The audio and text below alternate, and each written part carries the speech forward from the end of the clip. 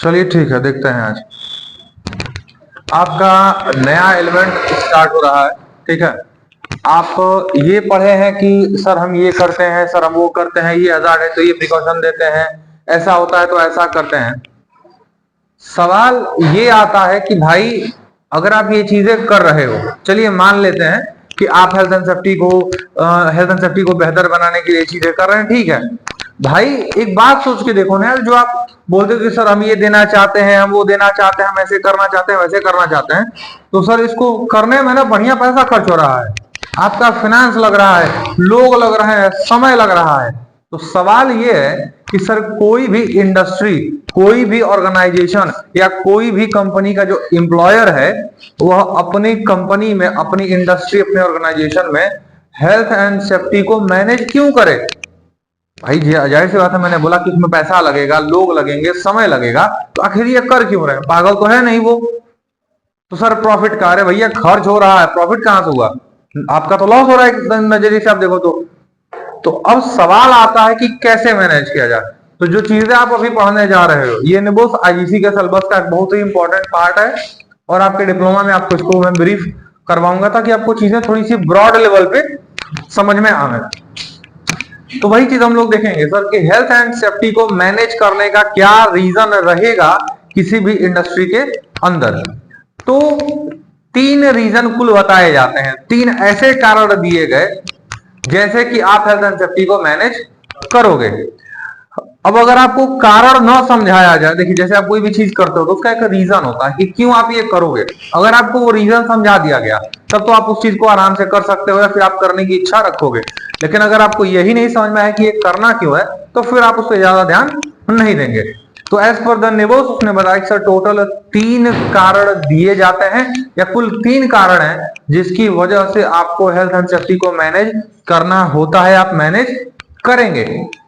क्या क्या कारण है सर? तो एक होता है मोरल रीजन, दूसरा होता है लीगल रीजन, और तीसरा होता है फिनेंशियल रीजन। अब समझते हैं एक एक को, फिर हम लोग आगे इसको पढ़ेंगे। कह रहा है मोरल रीजन क्या होता है। देखिए मोरल रीजन को हम लोग बोलते हैं ह्यूमैनिटेरियन रीजन, मानवीय गुण, मानवीय कारण। जैसे समझिए कि भाई आप इंसान हो, ठीक है, कंपनी का जो मालिक है वह भी एक इंसान है, जो वर्कर काम कर रहे हैं वो भी इंसान है, ठीक है, तो आप भी इंसान हो, कंपनी का जो ओनर है वह भी इंसान है, एंड इवन जो लोग काम करने गए हैं वो भी इंसान है। तो है क्या?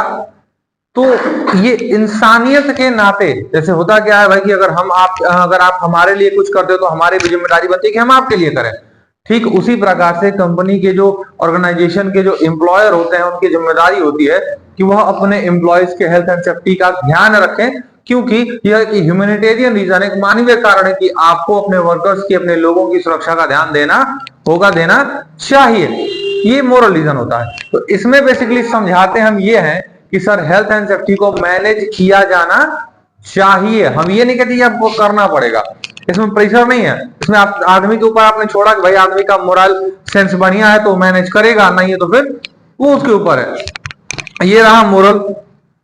फिर बोला कि भाई अगर व्यक्ति के ऊपर छोड़ दिया जाए तो वो तो व्यक्ति कहेगा ठीक भाई हमारी मर्जी, हम करें चाहे ना करें। इसमें नुकसान भी है, कुछ लोगों का है जो बढ़िया तरीके से भाई कहेंगे नहीं भाई जरूरी है हम मैनेज करेंगे, और कुछ लोग कहेंगे भाई मैनेज करने की रिक्वायरमेंट नहीं, हम मैनेज नहीं करने वाले हैं। तब तो उस केस में आया फिर, तब आप उस केस में देखते हैं लीगल रीजन। भाई आप मान लोगे, अब आपको मानना ही पड़ेगा। क्यों? क्योंकि यहां पर अब आएगा लॉ, यानी अब आएगा नियम।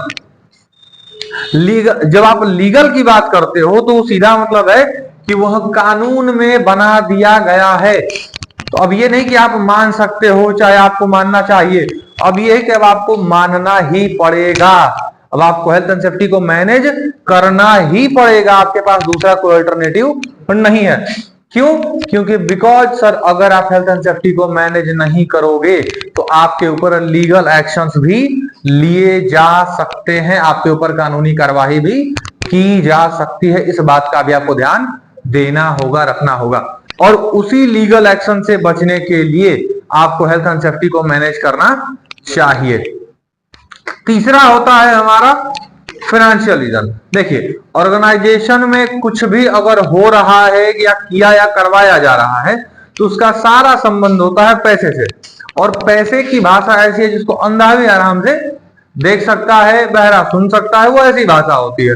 तो खैर कंपनी के एम्प्लॉयर तो वैसे ही पैसे के लिए काम कर रहे हैं, तो उन्हें इस बात को समझाइए कि सर अगर आप हेल्थ एंड सेफ्टी को मैनेज नहीं करते हैं या अगर नहीं कर रहे हैं तो हादसे होंगे, तब एक्सीडेंट्स होंगे, और जब एक्सीडेंट होगा तो उसकी भरपाई करने के लिए आपको पैसा देना पड़ सकता है। आप बढ़िया अमाउंट वहां पर पे करिएगा, और उस पैसे से बचने के लिए, वो अमाउंट देने से बचने के लिए आपको हेल्थ एंड सेफ्टी को मैनेज करना होगा।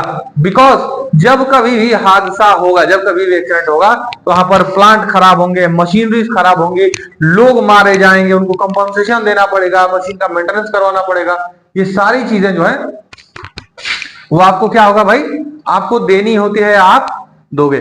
तो उन चीजों से बचने के लिए, मतलब ये जो नुकसान हो रहा है, जो फाइनेंशियल लॉसेस हो रहे हैं, इनसे बचने के लिए आपको हेल्थ एंड सेफ्टी को मैनेज करना चाहिए। चलिए एक उदाहरण समझते हैं कि क्या हो अगर ये मैनेज ना करें तो। भारत का एक बहुत मशहूर एक्सीडेंट है, बहुत ही कहें कि हाईलाइटेड एक्सीडेंट्स में से एक था। कौन सा? भोपाल गैस त्रासदी 1984 दिसंबर 2 को 1984 में यह हादसा घटा। हेल्थ एंड सेफ्टी को मैनेज वो नहीं करते थे प्रॉपरली। ऐसा नहीं कि वो पहला हादसा था, उसमें उसके पहले 3 या 4 लीक्स और हो चुके थे, वो आप पढ़ चुके हो। 3 या 4 लीक उसमें वो पहले हुए थे। नतीजतन उन्होंने उस पर ध्यान नहीं दिया और ओवरऑल लास्ट में एक बहुत बड़ा हादसा देखने को हमें मिलता है। और उस हादसे के परिणामस्वरूप होता क्या है कि 30,000 के आसपास या उससे ज्यादा लोगों की मृत्यु हुई। कंपनी के ऊपर लीगल एक्शन लिया गया और उसको परमानेंटली इंडिया में बैन कर दिया गया। यूनियन कार्बाइड कंपनी थी, यूसीआईएल उसको बोलते थे, यूनियन कार्बाइड कॉर्पोरेट लिमिटेड, ऐसा कुछ करके उसका नाम था, यूसीआईएल उसको बोलते थे लोग। फिर फाइनेंशियल आपने पढ़ा था, उसके ऊपर 800 करोड़ का फाइन उस समय लगाया गया था। 1984 में 800 करोड़ का अमाउंट बहुत बड़ा रकम, बहुत बड़ी रकम होती है। उस समय उस कंपनी के ऊपर ये लीगल कॉस्ट जो है वो मतलब ये लीगल जो कहें कि सॉरी क्या बताइए, फाइनेंशियल जो कॉस्ट थी उस कंपनी ने भरी। सोचिए, अब वो कंपनी जो है वो इंटरनेशनल कंपनी है, अमेरिका की कंपनी है, तो ग्लोबली वो काम करती है, लगभग 18-19 देशों में काम करती थी। उस एक हादसे की वजह से उसकी सारी कंपनियों पर अब दिक्कत होगी। भाई आप प्लांट को मैनेज नहीं कर पा रहे हो, आप हेल्थ एंड सेफ्टी को मैनेज नहीं कर रहे हो, ये बार बार आरोप लगेगा ना भाई। तो इन चीजों से बचने के लिए, अब हुआ लोग मारे गए, इधर उस पर सील लग गया, फाइन मारे सब अलग लगा। तो अब इन चीजों से बचने के लिए आपको हेल्थ एंड सेफ्टी को मैनेज करने की जरूरत होती है, या आप हेल्थ एंड सेफ्टी को मैनेज करेंगे। अगर आप हेल्थ एंड सेफ्टी को मैनेज करते हो तो आपकी ऑर्गेनाइजेशन ग्रो करेगी, आपको बेनिफिट्स मिलेंगे, या चाहे वो नेशनल हो चाहे वो इंटरनेशनल मार्केट के बेनिफिट के हिसाब से आपको सारी चीजें, सारी जानकारी देखने को मिलती है, आपको सारी चीजें समझ में आएंगी। तो यहां तक का अगर टॉपिक हो गया है तो बोलिए, ठीक है, चलिए।